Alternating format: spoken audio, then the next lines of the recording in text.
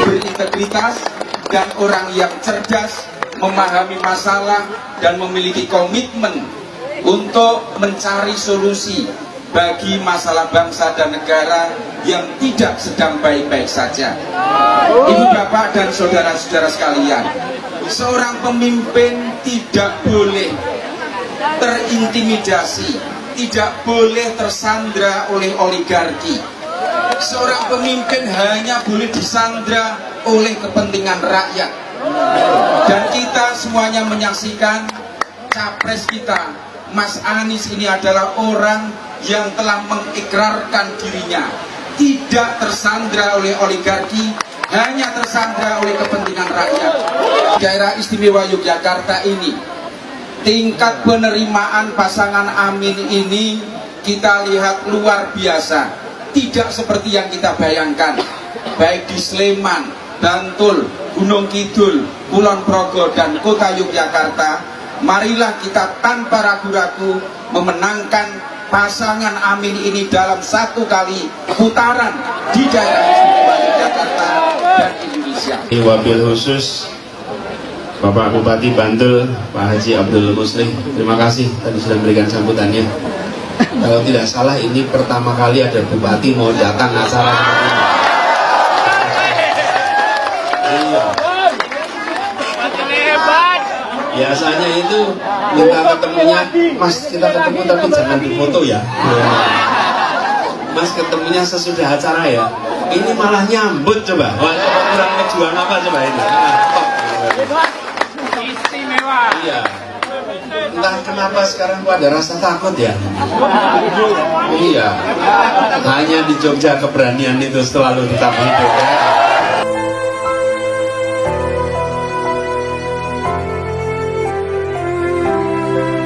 Ini namanya Bupati Bernyali Tinggi. Bupati Bantul atas nama Muhammad Musleh, orang pertama yang berani datang ke acara Anies Baswedan. Apalagi sampai memberikan sambutan dukungan. Selama ini para bupati dan aparat lainnya keder kalau datang ke acara Anies Baswedan. Maklumlah, takut dicopot jabatannya. Negara sudah rusak seperti ini, kok masih takut menyuarakan kebenaran? Takut amat sih sama urusan pekerjaan? Harusnya punya keyakinan dong. Kalau dipecat jadi aparat, masih banyak pekerjaan yang lain. Buat apa mempertahankan jabatan, tapi harus mendukung pemimpin yang zalim seperti itu? Sama saja Anda mementingkan kepentingan pribadi, tapi tidak memikirkan kesejahteraan rakyat Indonesia. Saya yakin kalau Bupati Bantul ini dipecat dari pekerjaannya, tidak akan kelaparan. Saat inilah memang ujian bagi aparat dan ASN untuk mendukung kebenaran. Bagi orang yang cerdas dan jujur, pasti berani keluar dari tekanan manapun. Menanggapi video kedua, pasca memecat Ketua PWNU Jatim, Yahya Kholil getol mengkampanyekan Jokowi di Lirboyo Kediri. Menurut saya, ucapan Anda itu benar, tapi hanya untuk kepentingan pribadi dan golongan. Sama sekali tidak memikirkan kesejahteraan rakyat. Membangun IKN, jalan tol, kereta cepat, nanti yang dapat nama adalah Jokowi. Kemudian proyeknya dibuat korupsi berjamaah. Setelah itu, kalau hasil dari infrastruktur tidak cukup untuk bayar hutang negara, ujung-ujungnya pajak dinaikkan, harga kebutuhan mahal, rakyat lagi yang jadi korban. Ingat ya, Kiai Dungu Yahya Kholil, negara maju belum tentu rakyat sejahtera. Sebaliknya, rakyat sejahtera belum tentu negara maju. Kalau Anda pro Jokowi, ya jelas pilih negara maju tapi rakyat kelaparan. Dasar penjilat dungu. Makanya saya sejak awal saya setuju dengan IKN. Maka saya pilih pengukuhan PBNU di Balikpapan. untuk mendukung IKN. Ya, saya tidak habis mengerti ini yang nolak ini karena tidak paham ya, atau karena ini penting. Maka saya tertarik dan saya setuju, terus Pak setuju dengan strategi yang dipilih oleh Pak Jokowi untuk membangun food estate, membangun industri produksi bahan makanan secara besar-besaran. Selama ini orang mengkritik bahwa dicoba beberapa kali gagal. Kalau gagal itu menurut saya soal teknis. Kalau kita perbaiki teknisnya, teknologinya dan sebagainya bisa berhasil. Tapi kita harus memacu produksi pangan secara besar-besaran secara dalam negeri supaya kita mandiri secara. Pemerintah Pak Jokowi itu bikin strategi hilirisasi.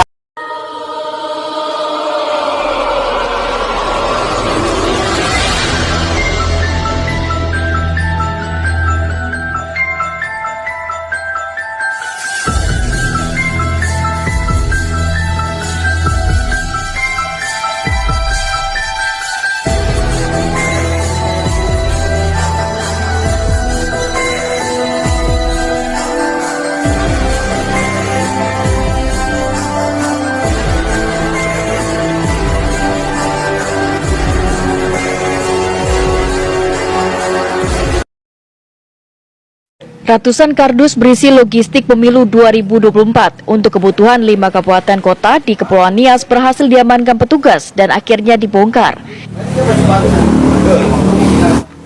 Ironisnya, kedatangan ratusan logistik pemilu ini tidak diketahui sama sekali oleh KPUD dan Bawaslu di masing-masing kabupaten kota. Ratusan kardus berisi logistik pemilu ditempatkan di sebuah gudang ilegal. Pengungkapan ini berdasarkan informasi dari warga perihal aktivitas mencurigakan di sebuah gudang kecil di Jalan Yosudarso, Kota Gunung Sitoli. Ada dugaan bahwa terkesan ini sedang berada di salah satu rumah penduduk yang kami juga sempat mewawancarai tadi pihak yang punya rumah ini. Beliau mengatakan bahwa ini hanya tujuan sementara dan rencana besok akan dilangsir di Istiqlal. Namun sebagaimana peraturan atau ketentuan yang berbau mengenai logistik ini tidak bisa dilakukan di tempat manapun.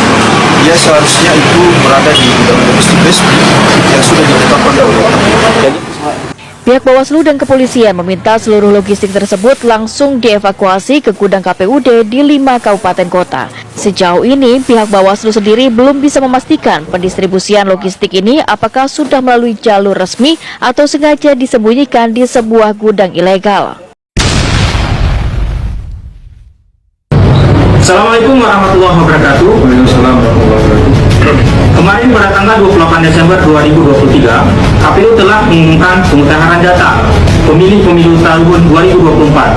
Tetapi terdapat ratusan ribu warga negara Indonesia di Malaysia masih juga belum terdaftar. Kami menilai dan menduga faktor kesengajaan oleh PPLN Malaysia untuk memainkan suara ke salah satu paslon ataupun partai tertentu. Kami ALMI sudah mengadukan perihal ini ke Panwaslu Malaysia. Kami tetap menuntut ratusan ribu warga negara Indonesia di Malaysia mendapatkan hak pilihnya. Tolong dibantu dan jangan mempersulit kami untuk menggunakan hak pilih. Kami berharap kejadian-kejadian di masa silam itu di tahun 2019 menjadi pelajaran bagi PPLN Malaysia untuk lebih berhati-hati dan bekerja secara jujur dan adil. Apresiasi kami berikan kepada Panwaslu Indonesia karena sudah menerima laporan kami dan kami berharap laporan kami ditindaklanjuti dan ratusan ribu warga negara Indonesia mendapatkan hak konstitusionalnya. Terima kasih. Assalamualaikum. Waktu itu kejadiannya di daerah Guci ya, Tegal. Subuh jam 4:15 kalau nggak salah, atau setengah 5 lah, sekitar setengah 5. Waktu itu saya kebetulan syukur alhamdulillahnya sudah standby di depan kamar Bapak. Memang hotelnya relatif tua. Sudah tua gitu. Tapi memang dari sisi pemandangan alam gitu bagus. Nah, waktu itu saya standby di depan dan modelnya itu pintu, lalu juga ada ruang tamu sedikit, kamar mandi, baru kamarnya di dalam. Saya standby di depan, tiba-tiba Bapak itu chat, Gian, terus saya bales, iya Pak, Lalu nggak lama dia balas lagi, Gian posisi di mana? Saya posisi standby di depan kamar Bapak. Bisa masuk ke dalam sebentar? Oh iya bisa Pak. Saya ketok lah pintu kamarnya. Biasanya saya tuh standby jam 5, tapi nggak tahu kenapa kali itu saya standby lebih cepat gitu loh. Standby lebih cepat. Nah karena biasanya Bapak keluar tuh jam 5 atau jam 5 lewat di kegiatannya. Begitu saya masuk ke dalam, saya ketok, loh kok nggak ada yang nyaut, Bapak nggak nyaut. Saya panggil-panggil, Pak Anies. Saya buka, oh pintunya nggak dikunci. Saya cari, loh muter-muter saya kok nggak ada gitu. Tiba-tiba dari di dalam kamar mandi ada suara, Gian, oh iya Pak, Gian jadi begini. Tadi setelah saya slot kuncinya, sepertinya saya lupa bahwa kunci ini ternyata sudah relatif lebih lama sehingga agak sedikit macet. Jadi sekarang saya sulit untuk membuka dari dalam. Gian bisa tolong bantu masukkan kuncinya. Saya masukkan kuncinya dari bawah, Gian buka dari luar ya. Bapak bilang, dalam hati saya Pak, Bapak tinggal bilang saya kekunci, tolong bukain. Iya juga.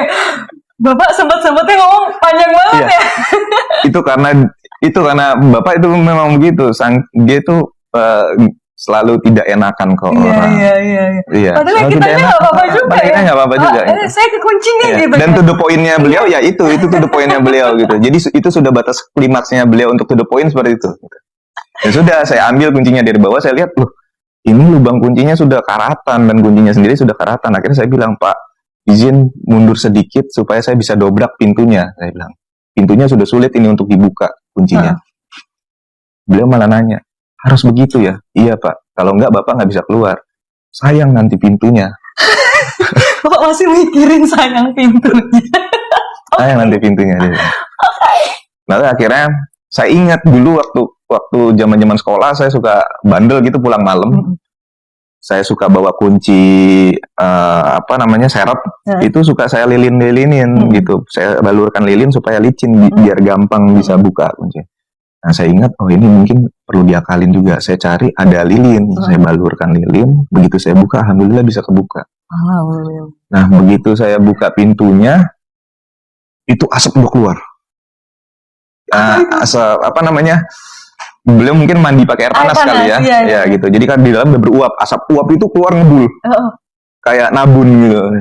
Saya bilang, Pak, syukur alhamdulillah ini bisa kebuka, kalau enggak udah pingsan di dalam, Pak. Terus dengan ekspresi polosnya dia senyum lebar, saya bilang terima kasih ya Gian. itu kejadian saya. Jadi ngedobrak pintunya terselamatkan. Pintunya terselamatkan. Itu salah satu kejadian lucu ya. Sebagai pembukanya, gue mau ngasih tahu sesuatu ke kalian tentang Jokowi dan tim pendukungnya. Kalian pada lupa ya, kalau kami ini pernah ada dalam barisannya Jokowi selama hampir 10 tahun. Yang secara otomatis, selama itu pula kami jadi hafal di luar kepala gimana cara timnya Jokowi mengcounter suatu isu, berikut pola intimidasi timnya Jokowi ke suatu pihak, sampai cara klarifikasinya. Karena itulah kami berusaha ngasih tahu ke kalian seberapa besar pengorbanan kami dalam ngejaga dan mengawal Jokowi selama hampir 10 tahun pemerintahannya.